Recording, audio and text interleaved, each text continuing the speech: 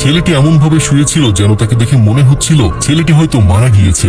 দূর থেকে একটি ঈগল ছেলেটিকে দেখে তাকে খাওয়ার জন্য ছেলেটির কাছে যায়।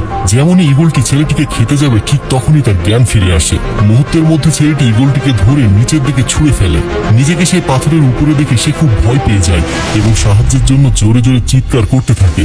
খুব অল্প সময়ের মধ্যে সে বুঝতে পারে যে সেখানে তাকে সাহায্য করার মতো কেউ নেই। কিন্তু ছেলেটি এত সহজে হার মানার পাত্র ছিল না, তাই সে ঝুলে ঝুলে নিচে নামার সিদ্ধান্ত নিল। কিছুটা নিচে নামার পর বারবার তার পা পিছলে যাওয়ার কারণে ছেলেটি কোনোভাবে নিচে নামতে পারছিল না। কোনো উপায় না পেয়ে ছেলেটি তার সমস্ত শক্তি দিয়ে পাথরটি আঁকড়ে ধরল। কিন্তু আশ্চর্যজনকভাবে কিছুক্ষণ পর সেই স্থানে প্রবল বৃষ্টি শুরু হলো এবং দেখতে দেখতে নিচের মরুভূমি একটা নদীতে পরিণত হলো। ছেলেটি বুঝতে পারে এটাই তার জীবনের শেষ সুযোগ, তাই সে কোনো কিছু চিন্তা না করে সেই নদীতে ঝাঁপ দিল। এখন প্রশ্ন হলো এমন একটা জায়গায় ছেলেটি পৌঁছালো কিভাবে এবং ছেলেটির পরিচয় বা কি? তো এইসব কিছু জানতে আমাদের কাহিনীর কিছুটা পেছনে যেতে হবে। এখানে আমরা ইউরোপিয়ানদের দেখতে পাই যারা উপজাতিতে বাস করত এবং একসাথে শিকার করত। তাদের মধ্যে একটা উপজাতি সর্দারকে দেখানো হয় যার নাম ছিল তাও। শীতের জন্য খাবার সংগ্রহ করার জন্য তিনি তার উপজাতির লোকদের নিয়ে শিকারে বের হয়েছিলেন। তাদের সামনে বিশাল মহিষের একটা পাল ছিল। মহিষের পালটি তাদের আক্রমণ করে। হঠাৎ একটা বন্য মহিষ তাওয়ের ছেলে কেরাকে আক্রমণ করে, আর যাকে আমরা মুভির শুরুতে দেখেছিলাম তাও তাকে সরে যেতে বলে, কিন্তু সে ভয় পেয়ে যায়। কেরা পালানোর অনেক চেষ্টা করে।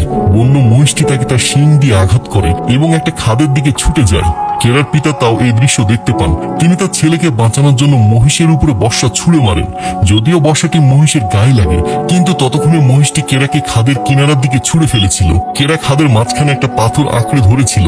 তার বাবা সেখানে পৌঁছে যান এবং তার ছেলেকে বলেন হাল ছেড়ো না, কিন্তু হঠাৎ পাথরটি ভেঙে যায় আর কেরা নিচে পড়ে গিয়ে পাথরের মাঝখানে তৈরি একটি সরু পথে গিয়ে আটকে যায়। কেরার বাবা তাকে বাঁচানোর জন্য নিচে যেতে চান, কিন্তু তার উপজাতির লোকেরা তাকে বাধা দেয়। তারা বলে সেখানে যাওয়ার কোনো পথ নেই, তোমার ছেলে এখন এই দুনিয়াতে নেই, আমরা তোমাকে হারাতে চাই না, তুমি আমাদের উপজাতির সর্দার, তোমার দায়িত্ব আমাদের সকলকে রক্ষা করা এবং আমাদের সকলকে বাড়ি ফিরিয়ে নেওয়া।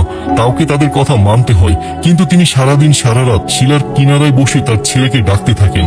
পরের দিন সকালে যখন তার ছেলে ফিরে আসে না, তাও এবং তার সহযোগী কেরার স্মরণে একটা ছোট পাথরের স্মৃতিস্তম্ভ তৈরি করে এবং তাদের শিকার নিয়ে নিজ উপজাতিতে ফিরে যায়। কিছুক্ষণ পরে সেখানে বৃষ্টি শুরু হয়, যার ফলে নিচে পানি জমে যায় এবং সে পানিতে পড়ে যায়। এর ফলে সে এই যাত্রায় বেঁচে যায়। কেরা তার ভাঙ্গা পায়ে কাঠ দিয়ে ব্যান্ডেজ করে এবং খাড়া ঢালের উপরে পৌঁছে যায়। সেখানে সে দেখে তার নামে একটা স্মৃতিস্তম্ভ তৈরি করা হয়েছে। সে বুঝতে পারে যে তার বাবা এবং তার উপজাতির লোকেরা বিশ্বাস করে নিয়েছে যে কেরা মারা গিয়েছে। যখন সে পানি পান করতে যায় তখনই কিছু নেকড়ে তার উপরে আক্রমণ করে। কেরা গাছের দিকে পালিয়ে যায়, কিন্তু গাছে ওঠার আগে একটা নেকড়ে তার পা ধরে ফেলে। কেরা তার ছুরি দিয়ে নেকড়েটিকে আহত করে এবং গাছে উঠে যায়। সারা রাত নেকড়েরা সেই গাছের নিচেই ছিল। সকালে যখন কেরা ঘুম থেকে উঠে তখন সে দেখে যে সব নেকড়েরা চলে গিয়েছে, শুধুমাত্র সেই নেকড়েটি সেখানে ছিল যাকে সে আগে আহত করেছিল। কেরা তার ছুরি দিয়ে নিজের জন্য একটা বল্লম তৈরি করে এবং যখন সে নেকড়েটিকে মারতে যায় তখন তার আহত নেকড়েটিকে দেখে তার প্রতি মায়া জাগে। সে নেকড়েটিকে তুলে নিয়ে গিয়ে একটা গুহায় যায়। সেখানে সে নেকড়েটির ক্ষত পরিষ্কার করে। এরপর পরের দিন সকালে উঠে সে বাইরে যায় এবং তার পায়ের ব্যথা কমানোর জন্য কিছু ঔষধি গাছ আনে। যখন কেরা পানি পান করছিল তখন নেকড়েটিও তার মুখ খুলে। কেরা তখন তাকে পানিও দেয়। প্রথমে সে কেরাকে দেখে অনেক গর্জন করে, কিন্তু কেরা তাকে বলে যে আমি তোমার কোনো ক্ষতি করব না।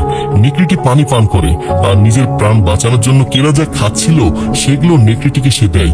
ধীরে ধীরে তাদের মধ্যে একটা বন্ধন তৈরি হতে শুরু করে আর কিছুদিন তারা সেই গুহাতেই থাকে। এক রাতে কেরা তার হাতের ট্যাটুটা দেখে যা তার বাবা তৈরি করেছিলেন এবং তারপর সেই তারাগুলোকে আকাশে দেখে। সে বলে যে আমাকে ঘরে ফিরে যেতে হবে, আমার বাবা মায়ের সঙ্গে দেখা করতে হবে। পরের দিন সকালে সে তার বাড়ি ফেরার জন্য যাত্রা শুরু করে।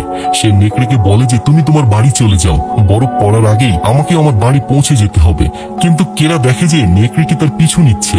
যদিও কেরা অনেকবার তাকে তাড়ানোর চেষ্টা করেছে, কিন্তু নেকড়ে তার পিছু পিছু যেতেই থাকে এবং যখন সে একটা শুকুর দেখতে পায় তখন সে শিকার করার চেষ্টা করে, কিন্তু শিকার করতে পারে না। কেরা বুঝতে পারে যে সে ক্ষুধার্ত, তাই কেরা তাকে খাবার দেয় এবং সে নিজেও কিছু খাবার খায়। এই প্রথমবার নেকড়েটি কেরার হাত থেকে পোকামাকড় খায়, অর্থাৎ এখন তারা দুজনে খুব ভালো বন্ধু হয়ে গিয়েছে। এরপরে নেকড়েটি একটা ছোট্ট প্রাণী শিকার করে এবং তারা একসঙ্গে সেটি খায় এবং রাতে একসঙ্গে ঘুমিয়ে পড়ে। পরের দিন সকালে নেকড়েটি কেরার মুখ চেটে তাকে জাগানোর চেষ্টা করে। কেরা বলে যে তোমার গা থেকে অনেক দুর্গন্ধ বের হচ্ছে এবং সে তাকে জোর করে নদীতে ফেলে দেয়। তারা দুজনে নদীতে গোসল করে আর সেখানে নেকড়েটি তাদের খাওয়ার জন্য একটা মাছ ধরে এবং এরপর কেরা তার ঘরের দিকে যাত্রা করতে শুরু করে। এরপর তারা দুজনে একসঙ্গে শিকার করে। কেরা তার নাম রাখে আলফা। এক রাতে তারা যখন আগুন জ্বালিয়ে বসেছিল তখনই সেখানে কিছু অন্য নেকড়ে আসে। আলফা তাদের কাছে যায়। আসলে ওরা ছিল আলফার পরিবার। কেরা বুঝতে পারে, সে আলফাকে বলে যে তোমার পরিবারের সঙ্গে যাওয়া উচিত। আলফা তার পরিবারের সঙ্গে চলে যায় এবং পরের দিন সকালে কেরা তার যাত্রা আবার শুরু করে। এখন বরফ পড়তে শুরু করেছে, অর্থাৎ খুব ঠান্ডা। কেরা ক্রমাগত তার পথে এগিয়ে যাচ্ছিল। তখনই সে দেখে যে কিছু নেকড়ে একটা মৃত শিকার খাচ্ছে, যাদের মধ্যে আলফাও ছিল। কেরা তাকে চিনতে পারে। সে আলফার দিকে দৌড়ায়, কিন্তু তখনই বরফ ভেঙে যায় এবং সে জমে থাকা পানির মধ্যে পড়ে যায়। আসলে এটি একটি বরফে ঢাকা জলাশয় ছিল। আলফা এটা দেখে তার দিকে দৌড়ে যায়। আলফা উপর থেকে লাফ দিয়ে বরফ ভাঙার চেষ্টা করে, কিন্তু বরফের তলা খুব শক্ত ছিল, তাই সে ভাঙতে পারে না। কেরার কাছে যে ছুরিটা ছিল সেটা দিয়ে সে বরফ ভাঙে এবং উপরে উঠে আসে এবং এখন তারা আবার দুজন একসঙ্গে মিলিত হয়েছে। কেরা নিজেকে ঠান্ডা থেকে বাঁচানোর জন্য তার কাপড় খুলে আগুন জ্বালায়। রাতে তারা দুজন একসঙ্গেই ঘুমায়। পরের দিন সকালে যখন কেরা তার যাত্রা শুরু করে তখনই সে একজন মানুষকে দেখে, যাকে দেখে সে অনেক খুশি হয়ে যায়। কিন্তু যখন সে তার কাছে যায় তখন সে দেখে যে লোকটি ঠান্ডায় মারা গিয়েছে। কেরা তার বন্দুক এবং তীর নিয়ে সামনে এগিয়ে যায়। তখনই তাদের উপরে হায়নারা আক্রমণ করে। তারা দুজনেই তাদের জীবন বাঁচাতে একটা গুহায় আশ্রয় নেয়, কিন্তু সেই গুহায় ছিল একটা সিংহ যে কেরার উপরে ঝাঁপিয়ে পড়ে। কিন্তু কেরার কাছে পৌঁছানোর আগে আলফা তাকে আক্রমণ করে।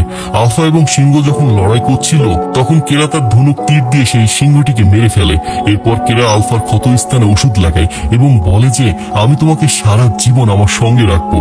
এর পরের দিন সকালে তারা আবার তাদের সামনের যাত্রা শুরু করে, যেখানে তারা অনেক ঠান্ডার মুখোমুখি হয় এবং শেষ পর্যন্ত সে একটা স্মৃতিস্তম্ভে পৌঁছে যায়, যা তাদের পূর্বপুরুষদের স্মরণে তৈরি করা হয়েছিল, যেখানে কেরা এই যাত্রার শুরুতে তার পরিবারের সঙ্গে এসেছিল।